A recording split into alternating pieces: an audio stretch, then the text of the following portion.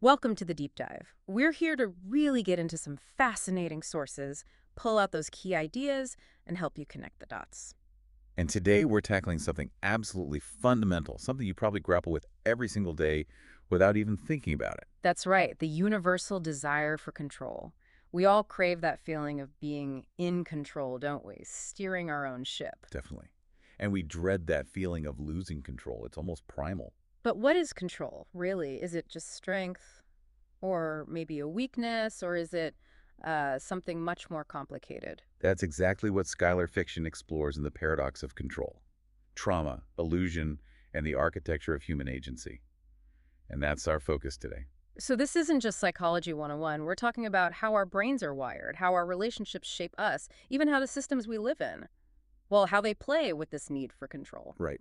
Our mission here is to unpack all of that, how control is rooted in our biology, how it's shaped psychologically, how it can be manipulated, and importantly, how it can potentially be reclaimed. Think of this as your shortcut to understanding why we crave control so much, how easily that craving can get twisted, and what real empowerment actually looks like. We're going to see how something that feels like a strength, this drive for control, can also make us deeply vulnerable. It's a real paradox. And the sources fiction uses are incredibly diverse, aren't they? It's not just one field. Not at all. It's a fantastic synthesis.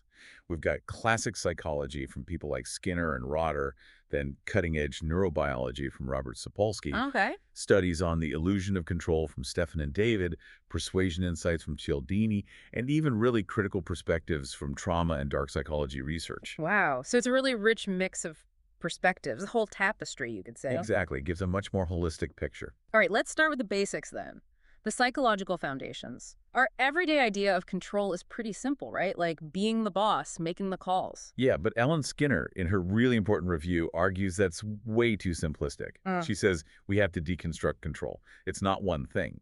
Deconstructed how? Into different components, like our beliefs about control, the strategies we use to achieve it, and how we perceive the link between our actions and the outcomes, what she calls contingencies.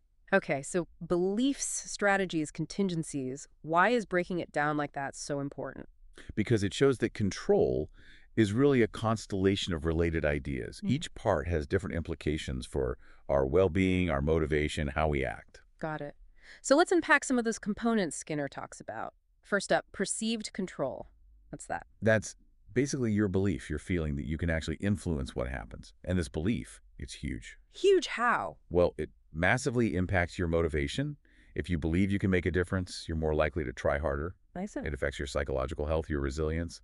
People with a strong sense of perceived control tend to cope better with stress, they persevere longer, and generally they just have better mental health outcomes. So just the belief that you have control is powerful in itself. Immensely powerful. Yeah. It fuels persistence. Okay. And that connects to another big concept, Julian Rotter's locus of control. Exactly. Locus of control is about where you typically attribute the cause of things that happen to you. Is it internal or external? Internal meaning. Like my own effort, my skills, my choices. Precisely. You feel like you are the primary driver of your successes and failures. And external. That's attributing outcomes to things outside yourself, luck, fate, powerful other people, just random chance. And this isn't like a fixed personality trait. Not really. Rotter saw it more as a learned cognitive lens. It's shaped by our history, our past successes, our failures, the feedback we get. An internal locus usually leads to more engagement, more proactivity, Right, you feel like you're in the driver's seat. whereas an external locus can sometimes lead to more passivity, maybe even learned helplessness, feeling like things just happen to you. Okay, that distinction is clear. Then Skinner adds another layer. Primary versus secondary control. Yes, and this is crucial. Primary control is what we usually think of as control. It's trying to change the external world to match your desires. Like solving a problem, pushing back against something you don't like, making things happen out there. Exactly. Asserting your agency directly onto the environment. Western cultures often really champion this type, the problem solver, the go-getter. But secondary control is different. Very different. It's about changing yourself to fit the world, adapting your internal state. How does that work? Like acceptance? Acceptance is part of it. Also, cognitive reframing, changing how you think about a situation. or adjusting your goals when the external reality just isn't changeable. And Skinner says this is just as adaptive as primary control. Absolutely, especially in situations where you genuinely lack external power. Secondary control allows you to preserve your sense of self-efficacy, your internal well-being, even when you can't change the circumstances. It's a really important coping mechanism. So it's not about giving up, but adapting internally. Precisely. It maintains psychological balance. Okay, so we have perceived control, locus of control, primary, secondary. These are the building blocks. They form the theoretical scaffolding, yeah. And remember, Skinner stresses these aren't static. They're dynamic systems. They change based on our experiences, our culture, our relationships. Our sense of control is shaped by others, too. Deeply. It develops in response to parents, teachers, bosses, social structures. It's inherently relational. So the big takeaway from the psychological lens is That this desire for control isn't just about wanting your own way.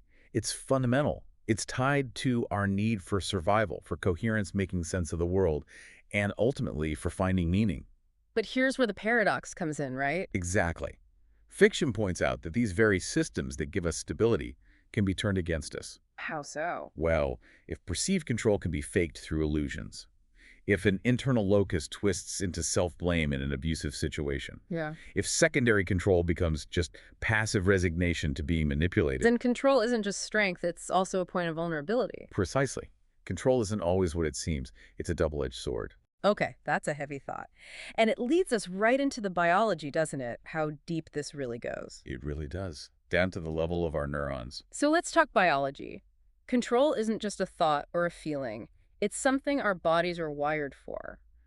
Robert Sapolsky's work in Behave really highlights this, doesn't it? Absolutely. He shows that control is a fundamental neurophysiological condition.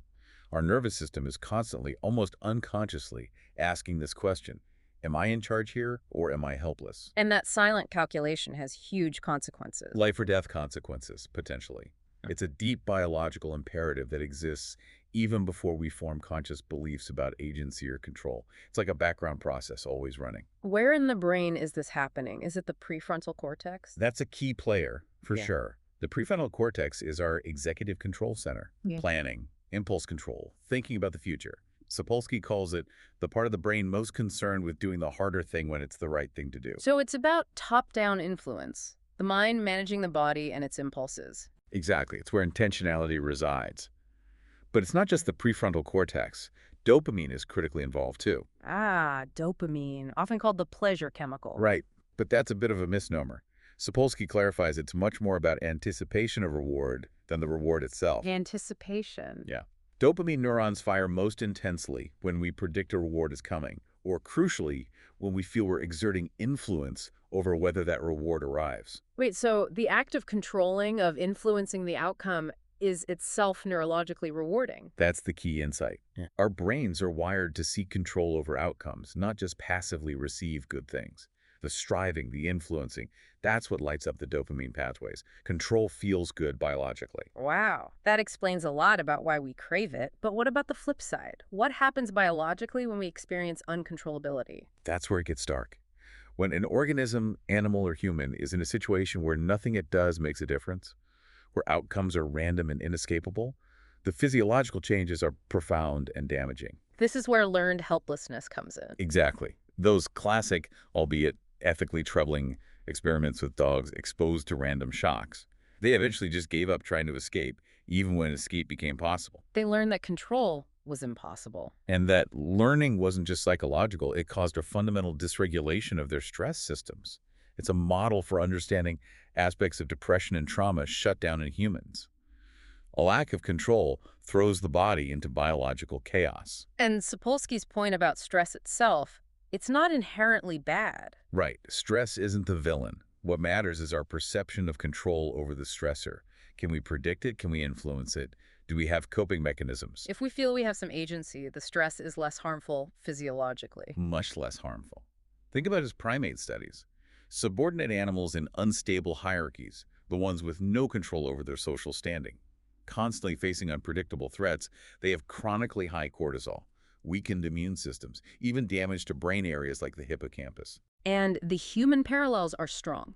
Socioeconomic status, autonomy at work, early life environment. These affect health, partly through this mechanism of control or lack thereof. Absolutely. It's not just about having less money.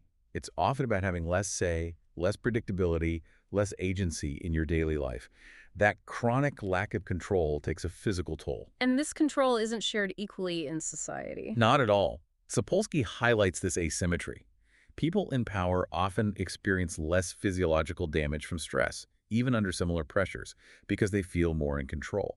Control is embedded in social structures, in hierarchies, in inequality. So the big biological takeaway. The desire for control is a deeply ingrained survival system. When it's taken away by trauma, manipulation, injustice, the consequences are profoundly physiological. It hits us at our biological core. And understanding this biological foundation is critical, right? Because it explains why the illusion of control can be so powerful and so easily exploited, especially within these social hierarchies we started touching on. Precisely. It hijacks that ancient wiring. Okay, so we've established control as biological, it's psychological. Now let's really look at how it plays out in society, especially within hierarchies. Sapolsky's work makes it clear. Power isn't just abstract, it's a neurobiological force. It really is. Your position in a social hierarchy, your status, is a massive determinant of your perceived control. And that, in turn, affects your health, your behavior, even how you think morally. So dominance translates directly into a felt sense of agency. Largely, yes. Think back to those primate studies. High-status animals in stable hierarchies. They generally have lower baseline stress. They bounce back faster from challenges. They even show more activity in the prefrontal cortex, better executive function, better emotional regulation. They experience the world as more predictable, more controllable. Exactly. They feel like they can influence things. But for low-status animals, it's the opposite. Chronic unpredictability, powerlessness. Leading to that elevated cortisol, the wear and tear on the cardiovascular system, even neuronal damage. Right. And the Whitehall studies in the UK showed the same pattern in humans. Lower status civil servants had higher rates of disease and death, even after accounting for things like smoking or diet. So it wasn't just lifestyle, it was the control disparity. How much say they had in their work, how much autonomy. That was the crucial factor. It really hammers home that helplessness, not just hardship, is the source of chronic, damaging stress. Lack of control is toxic. But power has its own risks, doesn't it? Sapolsky talks about a moral hazard. Yes, the flip side. While lacking control is damaging, having too much control or unchecked power can actually erode empathy. Power changes the brain. How does that work neurologically? Studies suggest individuals in high-power roles can show less activation in mirror neurons, the ones involved in understanding and feeling others' experiences. They might become less responsive to others' pain, more focused on their own goals. Almost like a neurological blunting of empathy. Something like that. It can foster what Sapolsky calls the empathy gap. It reinforces entitlement, makes people less sensitive to the impact of their actions on others. And these hierarchies tend to reinforce themselves, right? Power begets power. Often, yes. Those with initial advantages accumulate more resources, more influence, which further boosts their perceived control. Meanwhile, those deprived of control might internalize that powerlessness. Leading to that defensive external locus of control Skinner mentioned, where you just assume external forces are always in charge. Exactly. It creates this feedback loop, psychologically and even physically embedding the hierarchy. And this makes people who feel chronically out of control really vulnerable. Profoundly vulnerable. Not because they're weak, but because it's a neuropsychological response. When your biology is screaming helpless, your mind desperately searches for any narrative, any system, any leader that promises to restore a sense of control. Even if that narrative is destructive, like authoritarianism or addiction or conspiracy theories. Precisely. It's a desperate attempt to regain agency when the internal systems feel broken. So the takeaway here is that agency, our sense of control, isn't just personal. It's deeply shaped by our place in social systems. And those systems get under our skin biologically and psychologically. Power and powerlessness are physically real forces. Okay, understanding that unequal distribution of control and the vulnerability it creates is key, because now we can really dig into how this sets the stage for illusions that can feel incredibly real. And dangerously comforting. It's quite something, isn't it? How our minds, despite all their complexity, are so easily tricked into believing we're in control when we're not. This illusion of control. It's a fascinating cognitive bias, and it tells us something really important about ourselves.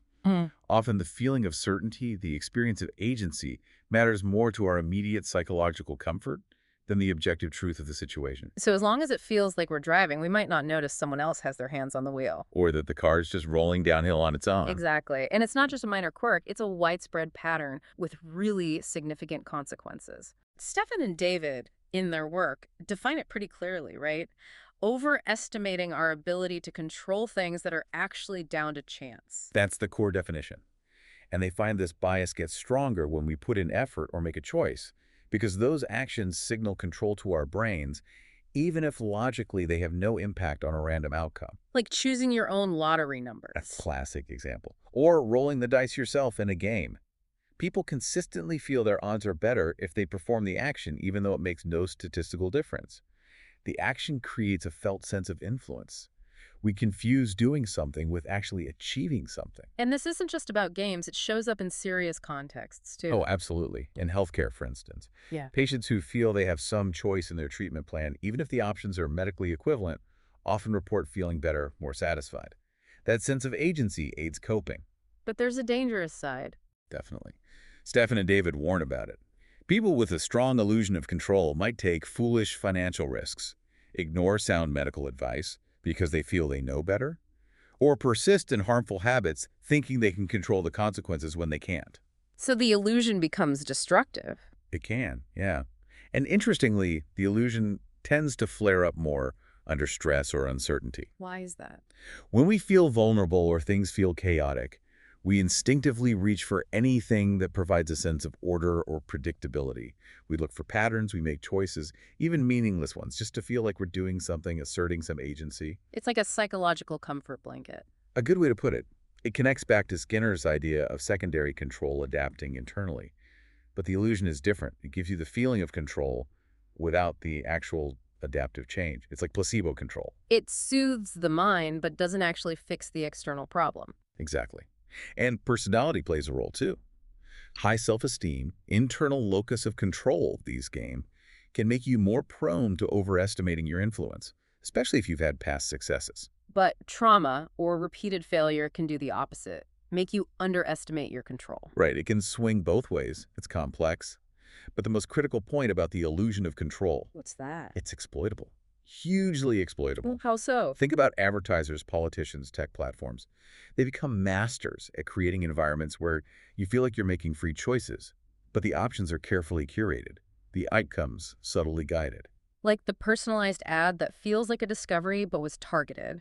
Or the limited time offer that makes you feel smart for grabbing it. Precisely. You click the button, you cast the vote, you scroll the feed, feeling autonomous. But the system is often designed to channel your behavior. The illusion satisfies that deep craving for influence, making you more compliant without you even realizing you're being steered. It's like giving someone the steering wheel, keeping control of the pedals and the gear stick. A perfect analogy. It grants the feeling of power without the reality of it. That's actually quite disturbing when you think about its reach. And it sets us up perfectly to understand how professional persuaders deliberately leverage this. They play mind games using our own need for control against us. They turn our psychology into their tool. So if our minds naturally create these illusions of control, it's no surprise that experts in persuasion have figured out how to trigger them deliberately. Cialdini's psychology of persuasion is all about this, right? It really is. He shows how compliance isn't usually achieved through force, but by designing situations that make people feel empowered to make the right choice, the choice the persuader wants. Control is simulated. And the key is that if you believe you're acting freely, you're much more likely to go along with it. Absolutely. That belief is often sufficient. Cialdini outlines those 6 weapons of influence: reciprocity, commitment, consistency, social proof, authority, liking, scarcity. They all tap into these deep psychological shortcuts we use. And commitment and consistency seems especially relevant to the illusion of control. Definitely. Remember those studies. Get someone to agree to something small and voluntary. First, put a tiny sign in their window. Right. And then they're way more likely to agree to a much bigger request later, like putting a huge, ugly billboard on their lawn. Exactly. Because that first small yes felt self-directed. Then, to maintain consistency with that perceived choice, they agree to the larger thing.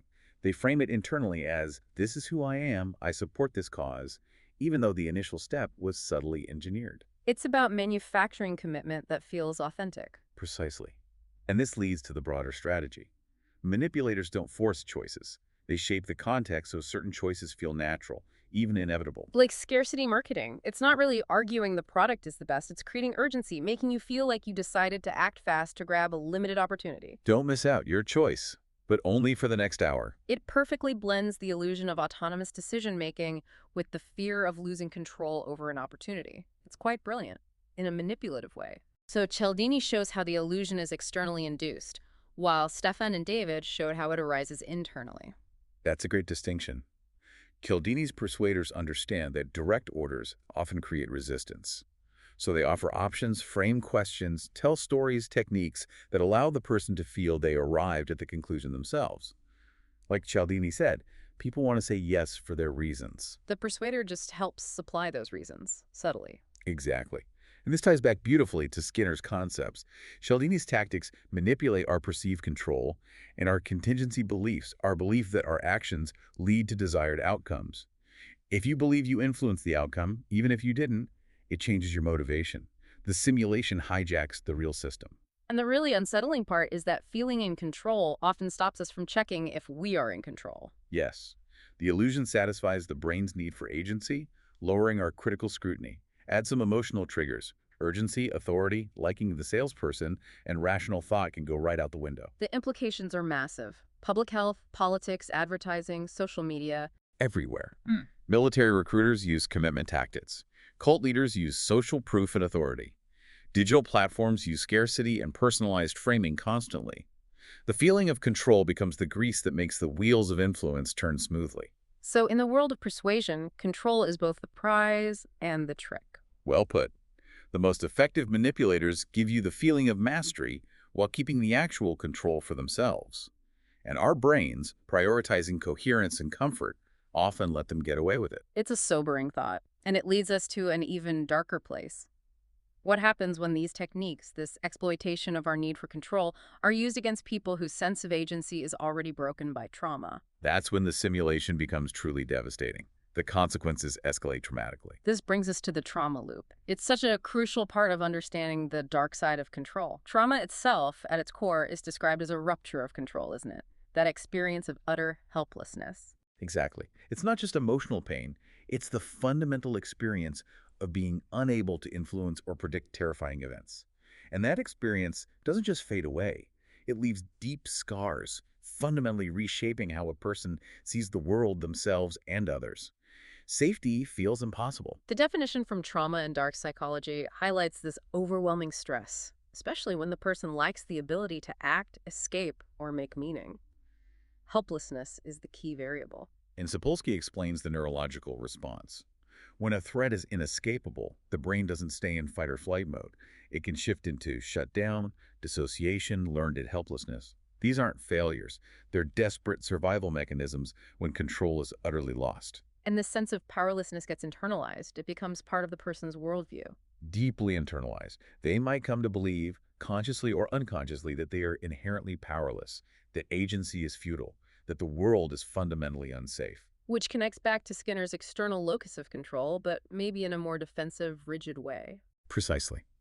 It hardens into a belief system where trying to exert control feels pointless or even dangerous. What happened out there becomes an in-here reality. Then this makes survivors incredibly vulnerable to further manipulation. Tragically, yes. Trauma often leaves people oscillating, sometimes hypervigilant, scanning for threats, other times passive, almost frozen, desperately wanting control, but terrified of trying to take it. And manipulators, abusers, cult leaders, even some predatory marketers, they sense this instability. They are often exquisitely attuned to it. They might offer a false sense of safety or predictability. They might use gaslighting, deliberately undermining the survivor's perception of reality. Making them doubt their own memory, their own feelings, eroding their basic trust in themselves. It's a profound violation. It's stealing someone's epistemic control, their ability to know what's real. Sometimes manipulators even create crises just so they can swoop in and be the rescuer, reinforcing dependency. That's the control loop described in the source text. Strip agency, simulate rescue, re-traumatize, deepen dependence. Exactly that terrifying cycle. Gaslighting is a core tactic here. It fragments the victim's sense of self, leaves them confused, ashamed, and more reliant on the manipulator for their sense of reality. It's control theft at the deepest level. And again, it often works because it doesn't feel like direct force. It mimics choice, offers a distorted kind of safety that feels compelling to someone whose control systems are already damaged. The illusion of control becomes a lifeline, even if it's attached to an anchor dragging them down. And this isn't just about individual abusers. Systems can do this too. Yes. Rigid institutions, prisons, some bureaucracies, even schools or medical systems can inadvertently replicate these dynamics by stripping away voice, choice, and dignity. When the trauma is systemic, the illusion of control offered by simply complying becomes a way to cope because resistance feels impossible. So trauma fundamentally rewires our control architecture. It teaches the brain that agency is dangerous or non-existent. Making people vulnerable to internalized defeat and external exploitation, it's a devastating legacy. And this shattered sense of control can then lead to another reaction, a compulsive need to control everything, an overcorrection. Precisely. A desperate attempt to fill the vacuum left by the trauma. So that terrifying experience of losing control leaves a void. And the natural reaction is to try and grab control back, sometimes desperately. But this attempt can become rigid, compulsive. Exactly. It starts as a understandable, even necessary attempt to restore safety and predictability after chaos. But when that drive becomes excessive, inflexible, it can turn into its own kind of prison. Self-protection becomes self-oppression. Trauma and dark psychology calls this overcontrol syndrome. Yes. It describes a pattern where people who experience profound helplessness become overly rigid, perfectionistic, controlling in their thoughts and actions. It's often unconscious. So someone who grew up in a chaotic home might become an adult who needs absolute order, micromanages everything, resists change. That's a common manifestation. But the key insight is that these individuals aren't usually seeking power for its own sake, to dominate. They're terrified. As the text says, they seek power to prevent collapse. It's a defense mechanism driven by deep fear. That reframes it completely. And psychologically, this connects to Skinner's idea of secondary control becoming pathological. Right. Adaptive secondary control is flexible acceptance, reframing. Pathological secondary control becomes rigid internalization, trying to preempt any change rather than navigate it. Leading to things like black and white thinking, compulsive routines, maybe extreme moral judgments. Yes, ways to impose absolute certainty onto a world that felt terrifyingly uncertain. The control becomes about managing the memory of the trauma, trying to prevent that specific past event from ever happening again, rather than adapting to the present. And Stefan and David's work on the illusion of control noted that people exposed to helplessness can swing between under and overestimating their agency. Exactly. So you might see someone obsessively trying to control tiny details, acting as if everything depends on them, while simultaneously feeling a deep sense of futility or doom. It's a really difficult internal state.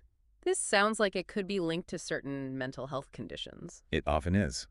Things like OCD, eating disorders, severe perfectionism can sometimes be understood, at least in part, as trauma-related attempts to exert control over the body or the environment when the wider world feels uncontrollable. Like controlling food intake when everything else feels chaotic, or believing a ritual prevents disaster. Precisely. It's what Sapolsky meant by the brain prioritizing perceived safety over objective truth. The internal logic is, if I can't control the big things, I will control this small thing with absolute vigilance. But this overcontrol has huge costs: isolation, burnout. Definitely. Relationships suffer because others feel micromanaged or emotionally walled off. Yeah. And internally, the person might carry immense guilt. Guilt. Because if something goes wrong despite their efforts, they might blame themselves intensely, thinking their control just wasn't perfect enough. It distorts Skinner's internal locus into chronic self-blame and shame. The strategy meant to restore safety becomes a trap. And ironically, this desperate need for certainty makes them vulnerable again. Yes. Cialdini's work helps us see why. People craving absolute certainty are prime targets for authoritarian leaders, cults, rigid ideologies, systems that offer simple answers and clear rules. They trade their internal, exhausting compulsion for an external structure that feels like stability, even if it's oppressive. So compulsive control is like armor, maybe necessary for a time, but ultimately suffocating. Exactly.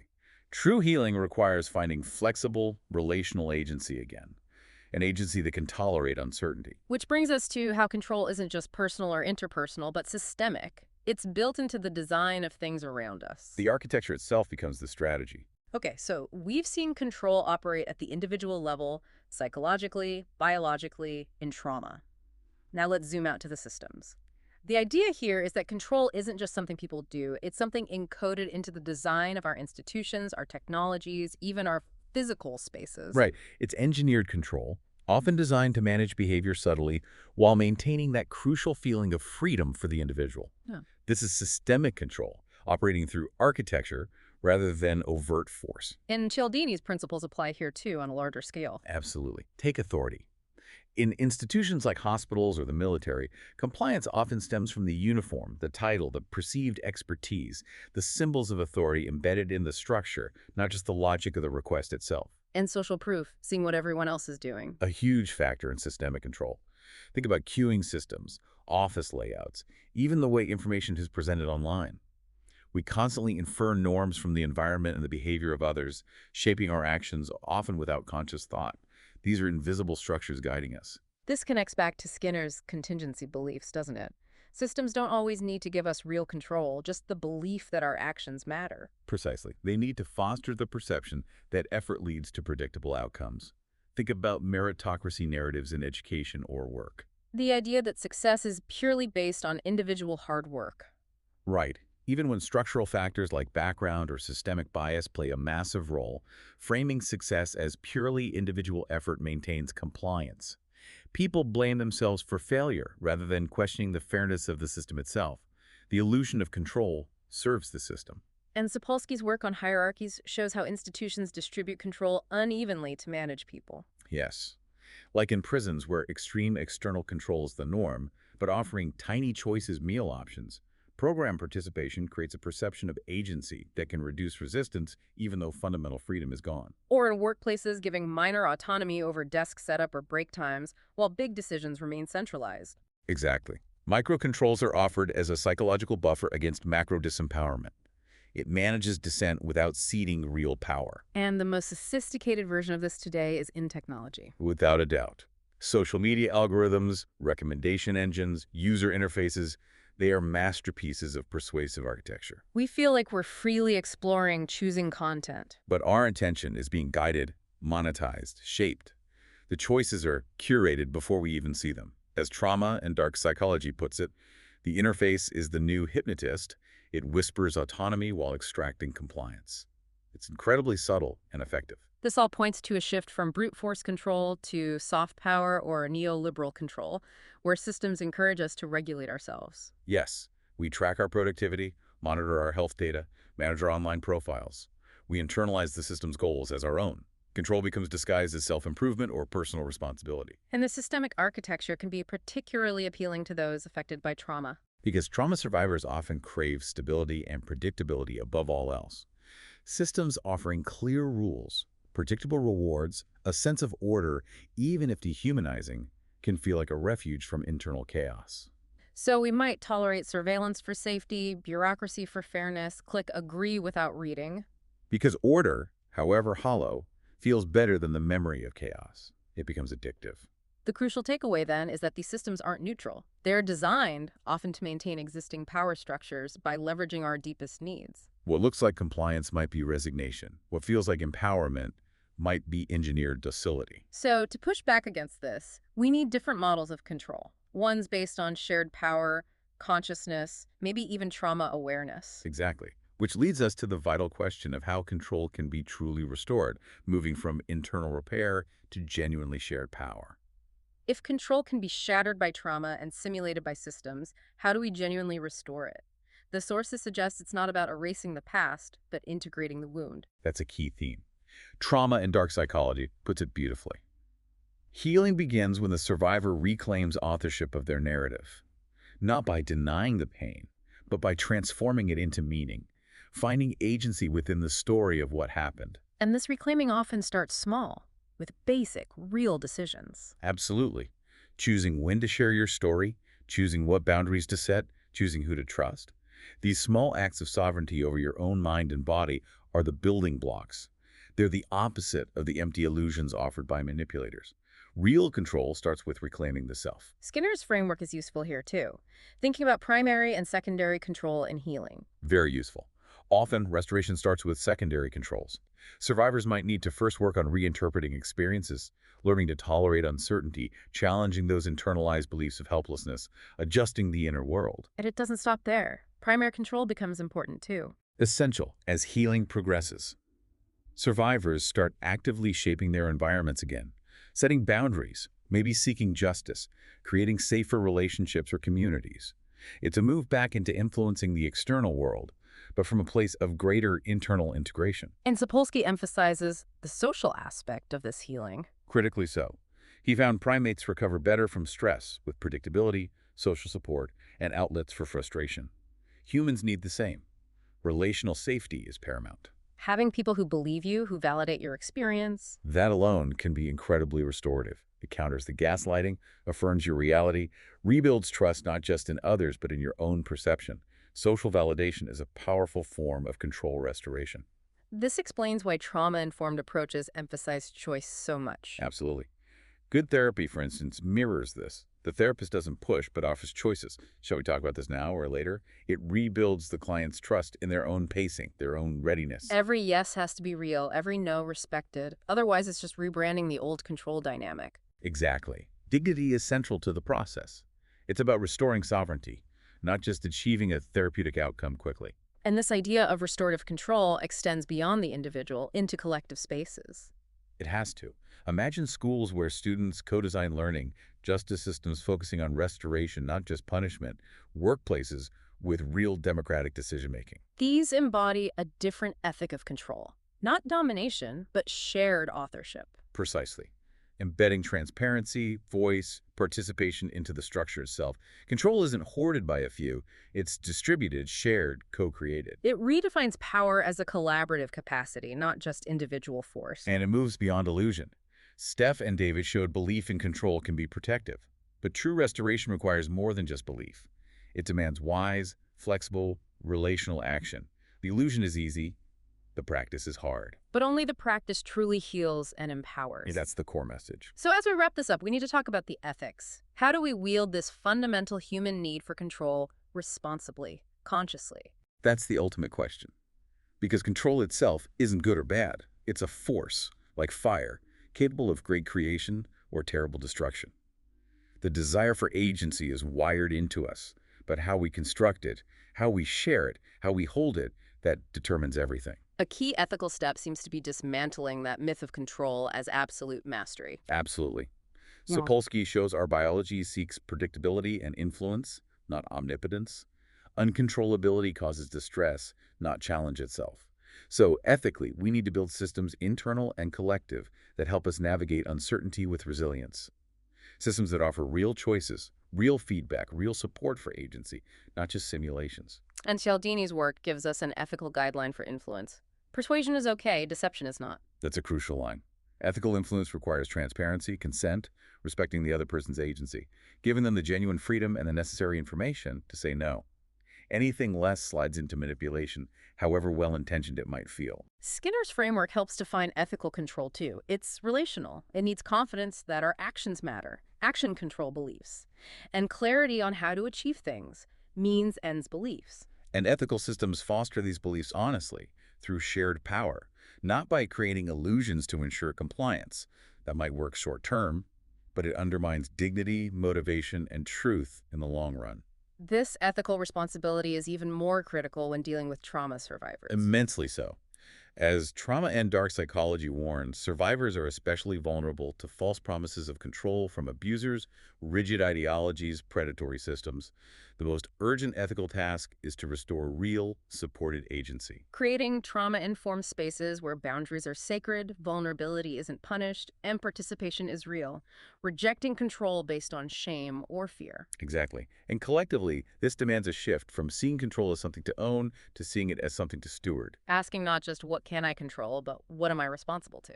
Yes. Control shouldn't be hoarded. It should be shared, like breath. This means rethinking power structures in all areas of life. Politics, education, work, tech, seeing power as something that expands when it's trusted and distributed, not diminished. Trust expands agency.